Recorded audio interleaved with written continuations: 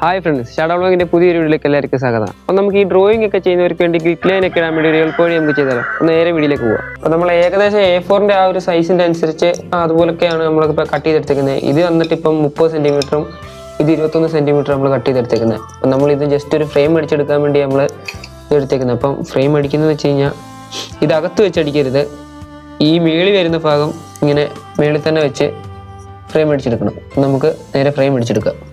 നമ്മൾ ഫ്രെയിം അടിച്ചെടുത്തിട്ടുണ്ട്. എന്നിട്ട് ഇതേപോലെ 1 സെൻറ്റിമീറ്റർ ഗ്യാപ്പിൽ നമ്മൾ മാർക്ക് ചെയ്തിട്ടുണ്ട് ഇതിൻ്റെ 2 സൈഡിലേക്ക്. ഇനി ആ 1 സെൻറ്റിമീറ്റർ ഗ്യാപ്പിലോട്ട് വരുന്നിടത്ത് നമുക്ക് ഈ നൂലൊന്ന് ഒട്ടിച്ചു കൊടുക്കണം.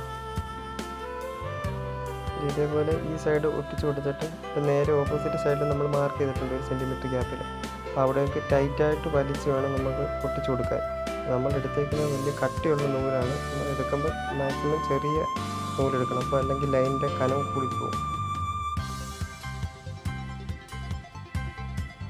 നമ്മൾ ഇതേപോലെ ഫുൾ ഒട്ടിച്ചെടുത്തിട്ടുണ്ട്.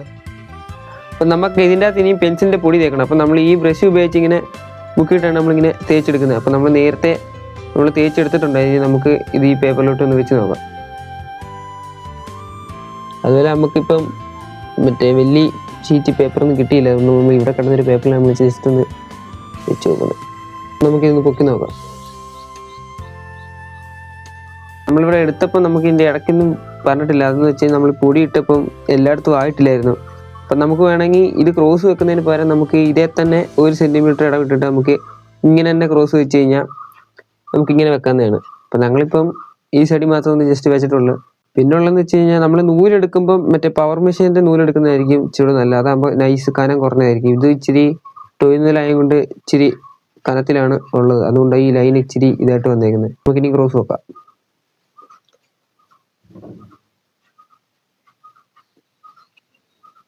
നമുക്കിന്ന് പൊക്കി നോക്കാം. നമ്മളിത് 1 സെൻറ്റിമീറ്റർ ഗ്യാപ്പ് ഇട്ടേ നമ്മൾ ചെയ്തെടുക്കുന്നത്. ഇത് വേണമെങ്കിൽ നമുക്ക് 1/2 സെൻറ്റിമീറ്റർ വെച്ച് ചെയ്യണമെങ്കിൽ ഇത് നമ്മളിപ്പോൾ ഇങ്ങനെ ഇതിൻ്റെ സെൻട്രലായിട്ട് വെച്ചിട്ട് ഒന്ന് പ്രസ് ചെയ്ത് കഴിഞ്ഞാൽ 1/2 സെൻറ്റിമീറ്ററിൻ്റെ കോളാവും. ഞങ്ങളിത് ചെയ്തേക്കുന്നത് വെച്ച് കഴിഞ്ഞാൽ A4 സൈസിൽ ചെയ്തെടുത്തേക്കുന്നത്. അപ്പം നിങ്ങൾക്ക് വേണമെങ്കിൽ ഇതിൻ്റെ ഇച്ചിരി സൈസ് കൂട്ടിയും ചെയ്യാം, അല്ലെങ്കിൽ ഇത് തന്നെ വെച്ചിട്ട് നിങ്ങളുടെ പേപ്പറിനനുസരിച്ച് ഇങ്ങനെ നീക്കി വെച്ചാലും ചെയ്യാം. അപ്പം ഞങ്ങളിതൊരു നമുക്കിവിടെ കിട്ടിയെന്ന് വെച്ച് കഴിഞ്ഞാൽ ഒരു തടിയാണ്. അപ്പോൾ നമ്മൾ ആ തടി തന്നെ ഫ്രെയിം അടിച്ചെടുക്കുമായിരുന്നു. അപ്പം നിങ്ങൾക്ക് വേണമെങ്കിൽ ഫോം ഷീറ്റ് അങ്ങനെ കട്ടിയുള്ള എന്തെങ്കിലും കാർഡ്ബോർഡോ അതിൻ്റെ അകത്തൊക്കെ ഇത് ചെയ്തിട്ട് നമുക്ക് ചെയ്യുന്നതാണ്. പിന്നെ ഈ നൂലെടുക്കുമ്പോൾ ഇച്ചിരി നൈസായിട്ടുള്ള ടോയ് നൂൽ എടുക്കുന്നതായിരിക്കും ഏറ്റവും കൂടുതൽ നല്ലത്. അപ്പോൾ ഞങ്ങൾക്കിപ്പോൾ ഇവിടെ കിട്ടിയത് വെച്ച് ഞങ്ങൾ ജസ്റ്റ് ഒന്ന് ചെയ്തേക്കുന്നത്. അപ്പോൾ നമ്മുടെ വീഡിയോ എല്ലാവർക്കും ഇഷ്ടപ്പെടുന്നത് നമ്മുടെ ചാനൽ സബ്സ്ക്രൈബ് ചെയ്ത് പവർ ആക്കുക.